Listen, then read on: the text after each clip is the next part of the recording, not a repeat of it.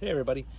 So if you follow this channel, you'll know that some weeks back I drove out to Pittsfield, Massachusetts to pick up a vintage mountain bike that had been pulled out of the trash, and a gentleman out there was selling it for 25 bucks. And so I took the hour-long drive out into the Berkshires to pick it up because I have a real soft spot for these lugged mountain bikes. And it's a bit of a mystery because someone had painted over it.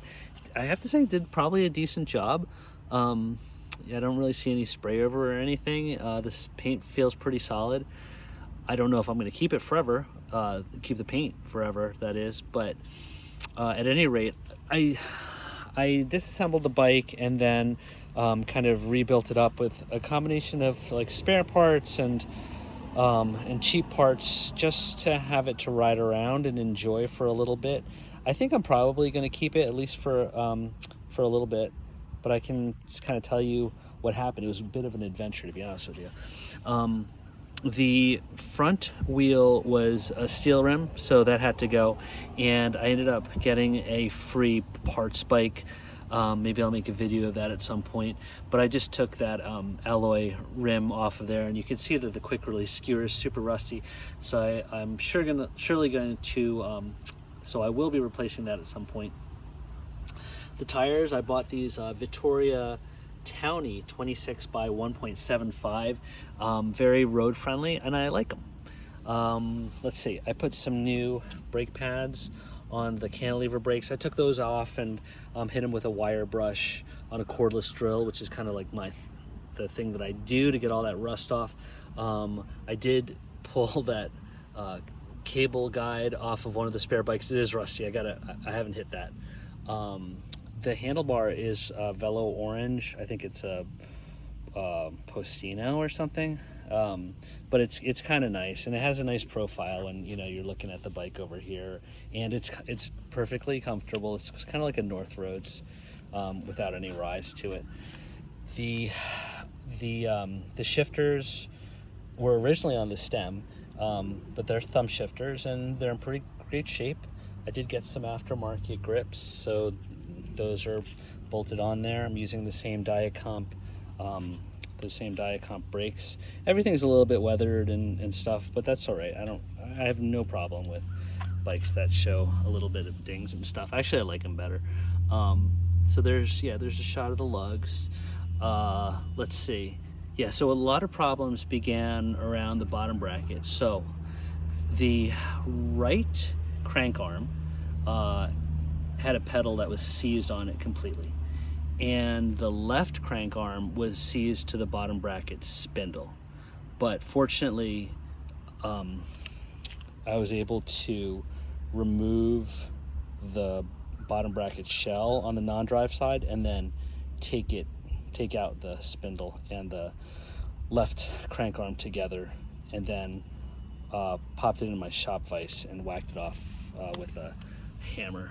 I was not able to save the right crank. The pedal just wouldn't come off, and I tried everything: penetrant, heat, breaker bar, putting it in a vise. I disassembled the pedal. I just got it right down to the spindle, angle grinded it to a flat surface, put it in my shop vise. Like, nothing was working. So I did swap that out with an old Biopace triple that I had. I also changed out the front and rear derailleurs with better derailleurs from that parts bike. I put a new chain on there. A lot of the cables, the housing, and the pedals and all that stuff, that's all cheap stuff. I got it from AliExpress. Very cheap, questionable quality sometimes, and it takes a while to get to you, but it's good enough for a budget bike. I'm okay with it. Yeah, new pads on the back. I had a Brooks saddle on there, but it was so hard I had to change it out. So I have this old WTB saddle, and the seat post is seized. So if I decide to keep this long term, I will probably cut the seat post here and then go in with a Sawzall and just cut the seat post out.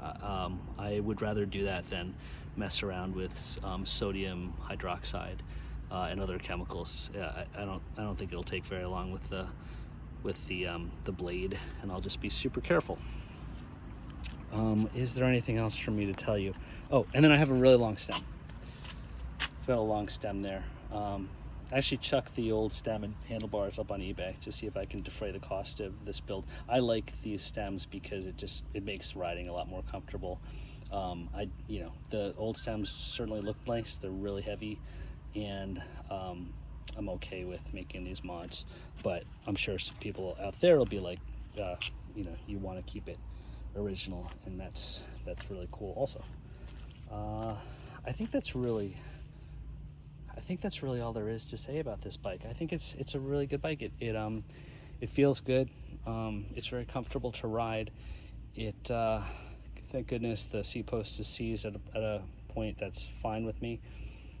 And I'm just gonna ride around, enjoy it, and see how it goes. If I fall in love with this bike, and I could see falling in love with this bike, I will remove the seat post. I'll probably remove everything and have it powder coated. Although I don't know.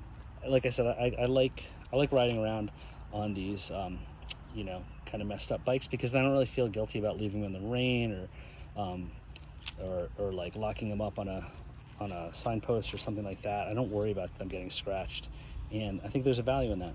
So that's it. That's my bike, and thank you very much for watching.